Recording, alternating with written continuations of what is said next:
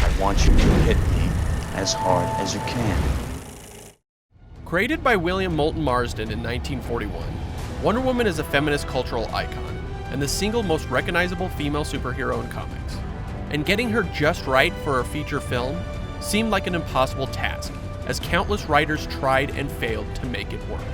It took 2 decades to get a Wonder Woman movie, and like a true superhero, she arrived at a time when we needed her most. Why did it take this long? Well, let's take a look back and see what the f*** happened to this movie.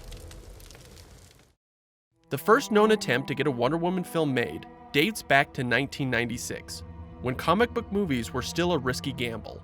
Only the Superman and Batman franchises had achieved success, but each sequel produced diminishing returns, critically and financially. But Hollywood was determined to make them work. In '96, Billy Zane was hoping The Phantom was the next big thing. Wesley Snipes was considering becoming the vampire hunter Blade. Richard Donner was trying to get X-Men off the ground. And Ivan Reitman was pushing for Wonder Woman. By '98, Reitman had failed to impress Warner Brothers with any of his takes on the character. In 1999, producer Joe Silver was hot off the success of The Matrix and took on The Golden Lasso. Silver wanted the film to be an edgy action thriller and was dead set on getting then It Girl Sandra Bullock to star. But nailing down a good script seemed to be harder than anyone thought. Throughout the early 2000s, writers came and went. Novelist John Cohen passed scripting duties to Ants writer Todd Alcott, who then gave it to 7 years in Tibet scribe Becky Johnston. Smallville's Philip Levins lasted a few months, before Alexander's Leia Kalogridis tried her hand. For Silver, Bullock was still the frontrunner, but every other brunette in the business was vying for the role, from Lucy Lawless and Catherine Zeta-Jones to the likes of Mariah Carey and even pro wrestler Chyna. In March of 2005, Silver finally found his ace in the hole, fan favorite Joss Whedon. Whedon was in the middle of post-production on Serenity, his first feature film, but Silver was more interested in what Whedon accomplished on his cult series Buffy the Vampire Slayer. Whedon has always been known for his strong female characters, but not anymore, I guess. And Warner Brothers gladly enlisted him to write and direct Wonder Woman. Whedon described his take as Angelina Jolie-like, traveling the world, doing good deeds. His script started much like the final product. Trevor crash landing on Themyscira, discovering the Amazons, and Diana was very similar in her brave but naive demeanor. The rest couldn't be more different. It took place in present day, with the perspective of the film told through Trevor. There were a lot of fish out of water scenes as Trevor teaches Diana about the modern world.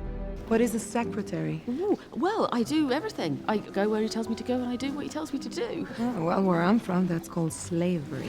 I really like her. And despite Wonder Woman being known as the best fighter in the DC universe, she gets her ass handed to her a lot, including her taking a bullet to the chest when she confronts a warlord. The script juggles 2 villains, but ultimately teases that Ares is behind them, setting up a sequel. Also, her invisible jet does play a part, but mainly as a joke. Whedon turned in his final script, and Warner Brothers was not crazy about it. Whedon had worked on the project for 2 years, and in that time, Warner Brothers was riding a roller coaster with their DC films. Catwoman opened a year before to god-awful, career-ending reviews. Then in 2005, Christopher Nolan's Batman Begins was touted as one of the greatest comic book movies ever made. Bryan Singer's Superman Returns followed in 2006, to good reviews but a stalled box office and weak fanfare. Warner Brothers weren't ready to bet on Whedon. Meanwhile, on February 1st, 2007, Joel Silver bought a Wonder Woman spec script, set in World War II. Written by Matthew Jennison and Brent Strickland, it was assumed that Silver wanted the script off the market to avoid any legal issues. Weirdly timed though, as the very next day, Warner Brothers announced that Whedon was leaving the film. Whedon wrote in his blog post, "We just saw different movies, and at the price range this kind of movie hangs in, that's never gonna work." While rumors circulated that Kate Beckinsale was being courted for the role, Whedon said he never had anyone in particular in mind while writing, then joked that he envisioned Cobie Smulders all along. But don't feel bad for her, as she went on to be in Whedon's Avengers as Maria Hill. Barely 20 days later, Warner Brothers hired rookie screenwriters Kieran and Michelle Moroney to pen a Justice League of America film. Questions were immediately raised. Where did this come from? Why was it happening? Was Brandon Routh's fanciful Superman going to rub elbows with Christian Bale's realistic Batman? I'm both frightened and aroused. Whatever the case, it was another chance of bringing Wonder Woman to the big screen. With Singer's Superman sequel still without a script, and hoping to beat the impending writer's strike, Warner Brothers fast-tracked the film, aiming for a 2009 release. Titled Justice League Mortal, the script was unabashedly a comic book movie, through and through. The superheroes were in costume on nearly every page. They were already well-known worldwide, to the point that Wonder Woman is introduced speaking to the UN about achieving world peace. Drawing from many classic storylines, the plot had Talia al Ghul helping a vengeful Maxwell Lord hack Batman's files, then use the information to create nanobots that exploit the superhero's weaknesses. It included show-stopping sequences like the League fighting a mind-controlled Superman, and Flash sacrificing himself by merging with the Speed Force to obliterate a monstrous Omex cyborg. It was big, bonkers, and fun. That September, George Miller signed on to direct. Though he made a name for himself with the Mad Max films, Miller was an odd choice, as he had only directed 2 movies in the past decade, both kids' films. Casting started right away, but Bale and Routh were never approached to star, as the film was an attempt to run parallel to those franchises. The emphasis was on getting younger, unknown talent. Armie Hammer was cast as Batman, DJ Catrona as Superman, Rapper Common as John Stewart Green Lantern, Jay Baruchel as Maxwell Lord, Teresa Palmer as Talia al Ghul, and Miller's BFF, Hugh Keys-Byrne, was cast in an unknown role, widely rumored to be the Martian Manhunter. At the time, Adam Brody, cast as Barry Allen Flash, was the biggest star, hot off the OC TV show. Though Jessica Biel was rumored for Wonder Woman, the long-coveted role went to the Australian model, Megan Gale. Production was set to start in Australia in February of 2008, but the Writers Guild of America was set to strike if a deal couldn't be reached by October 31st, 2007, and Warner Brothers wanted to brush up the script to Justice League before that happened. Talks broke down, and the strike began on November 5th. The writer's strike was looming, so what we did is we all sat down at a table before we knew it was going to happen. I mean, almost like we have 2 hours. And they're like, so just throw every idea we can into the script, because we can't write the script once it starts. Right. And everybody just sat around spitballing with George and Nico and the whole creative team down there. And we ended up with a script that was almost 200 pages long. And then someone goes, okay, 5, 4, 3... all right, guys, that's the writer's strike. Pens down, no one can write anything else. And we were all like, ooh, what is this script going to look like? But it didn't matter because we didn't get to shoot it anyway. But the film's biggest hurdle dealt with the Australian government's changes to their tax structure.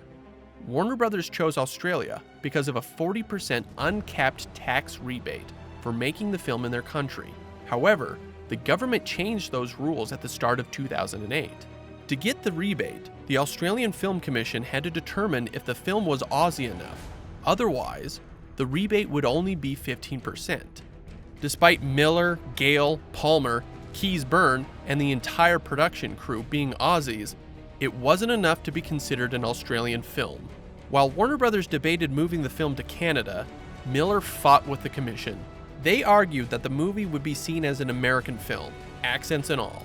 But Miller pointed out how New Zealand moved from Xena Warrior Princess to Lord of the Rings, which in turn made Weta the biggest effects company in the world, saying, "A once-in-a-lifetime opportunity for the Australian film industry is being frittered away because of very lazy thinking." The writer's strike came to an end in February, and Warner Brothers attempted to get Justice League back on track. The Mulroneys returned to polishing up the script. But with all these delays, and a possible strike by the Actors Guild in June, the film needed to wait till July to start up again. In March, Australia officially withdrew the rebate, putting production up in the air. Justice League Mortal quietly died throughout 2008. The $200 million plus budget was increasing.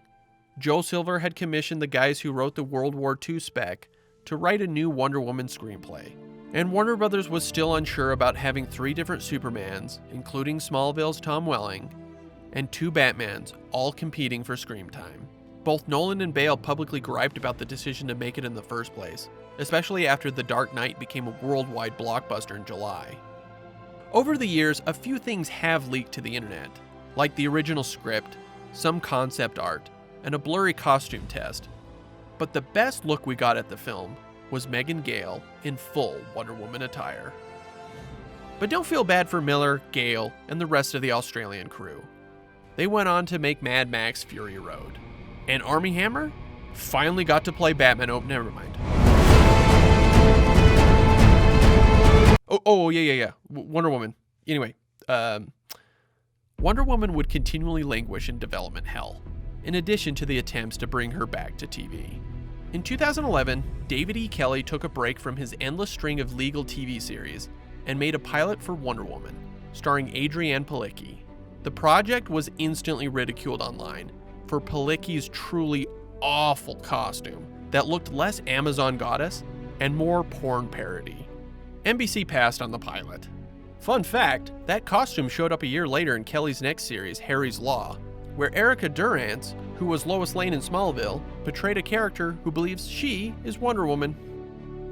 The CW even tried to make a prequel series about Themyscira, called Amazon.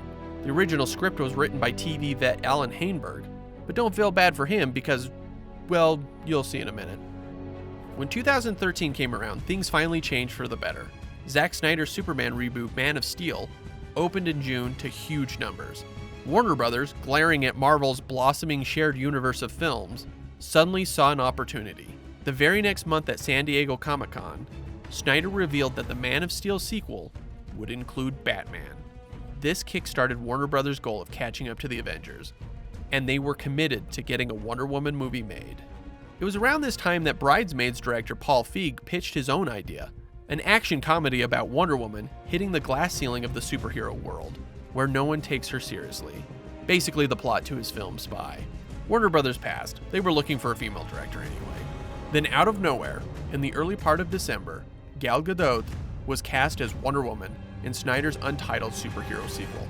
Mostly known for her small part in the Fast and the Furious franchise, Gadot was originally offered the role of the villain, Fiora, in Man of Steel, but turned it down as she was pregnant at the time.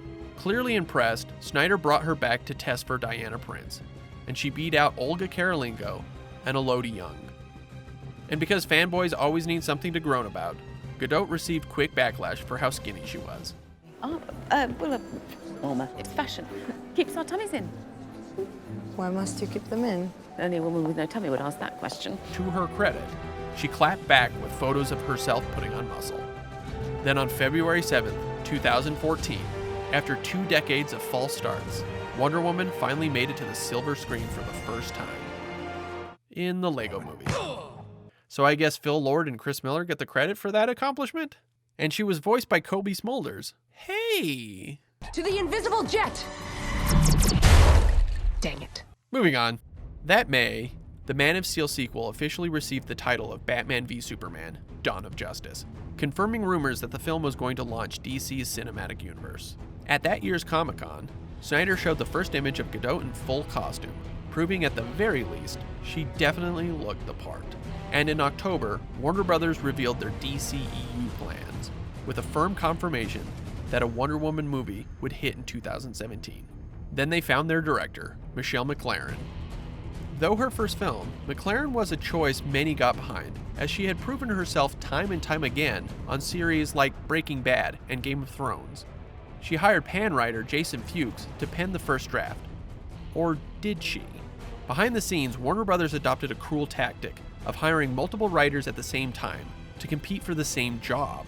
Instead of having them work together to combine ideas, they were kept separate, and only one would reign supreme, battle royale style. For Fuchs, it was winner winner chicken dinner. However, whatever story he and MacLaren came up with didn't jive with Warner Brothers. MacLaren wanted to make a huge battle epic, like the DC's version of Braveheart. But oddly enough, Warner Brothers wanted a more character-driven piece.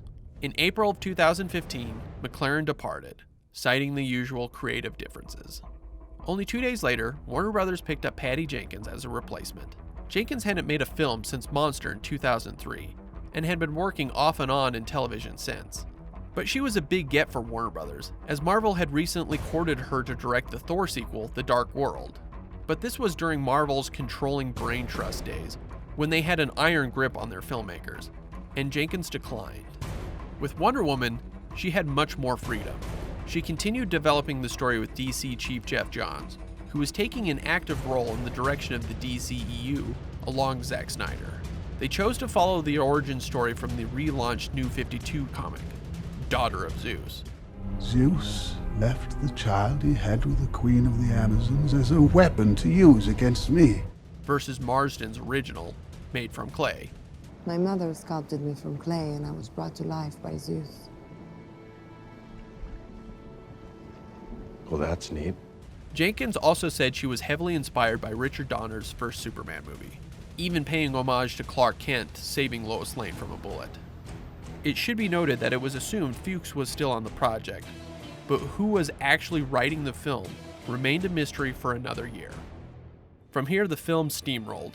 Chris Pine, who was often shortlisted for other superheroes, signed on as Steve Trevor. Connie Nelson joined as Diana's mother, taking over for Nicole Kidman when she dropped out. Don't feel bad, Aquaman, remember?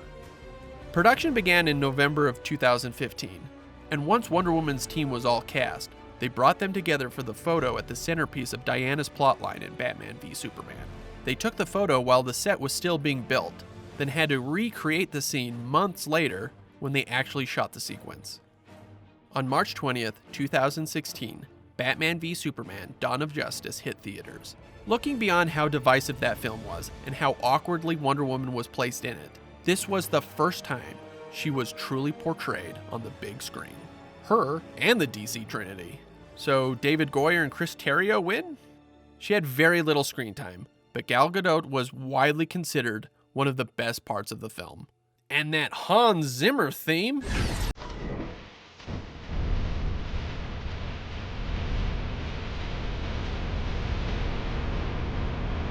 In July, Warner Brothers sent a press release detailing the Wonder Woman movie. To the surprise of everyone, it never mentioned Jason Fuchs. Instead, said the screenplay was written by Jeff Johns and Alan Heinberg. Apparently, somewhere after he pitched the Themyscira TV show, he stuck around to help Zack Snyder with the story for Wonder Woman. Then after Fuchs came and went, Heinberg continued his work with the screenplay and left it in the hands of Jenkins and Johns to polish up.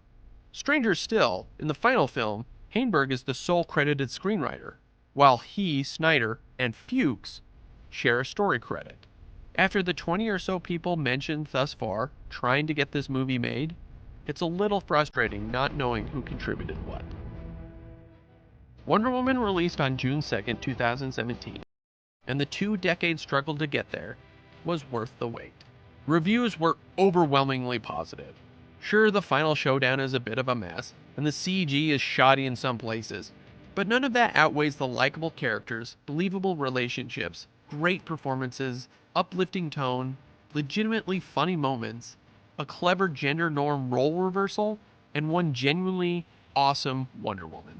The film opened with a triumphant $103 million, and finished with a stunning $821 million worldwide. Female-led superheroes have had a rough track record at the movies, but this was a cultural milestone, nothing short of a phenomenon. From social media to journalistic think pieces, Wonder Woman defined a change for the better. Films like this and Black Panther couldn't have come at a better time. With blatant misogyny and outright racism on the rise, representation matters. To a younger generation, they don't see a fun but flawed superhero yarn. They see inspiration. There is evil in this world, and anyone can fight it. But seeing heroic figures who look like them tells them that they too can be heroes. Sorry, trolls. Times are a-changin'.